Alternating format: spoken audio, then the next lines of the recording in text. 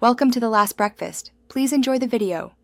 In this video, I will explain how to play smooth PUBG Mobile on GameLoop. First, let's ensure your GameLoop emulator is up to date. Navigate to its settings and allocate at least 4 GB of RAM and 4 CPU cores if your system allows.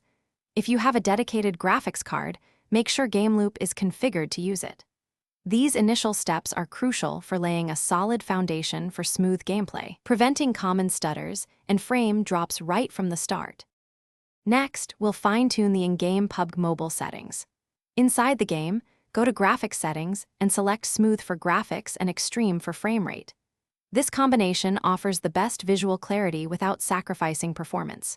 Crucially, disable both anti-aliasing and shadows, as these features significantly increase the rendering load.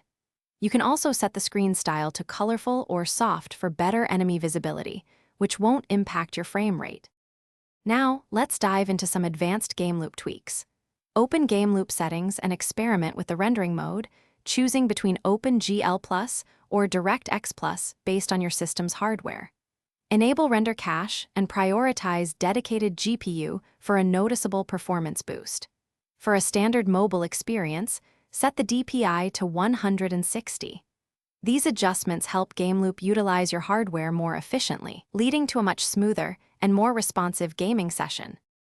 Finally, let's cover some essential system-level optimizations. Before launching GameLoop, close any unnecessary background applications to free up valuable system resources. Always keep your graphics card drivers updated to their latest versions, as this often brings performance improvements. Lastly, double-check that your computer meets the minimum system requirements for both GameLoop and PUBG Mobile. Following these steps will ensure your system is fully optimized for an uninterrupted, smooth gaming experience.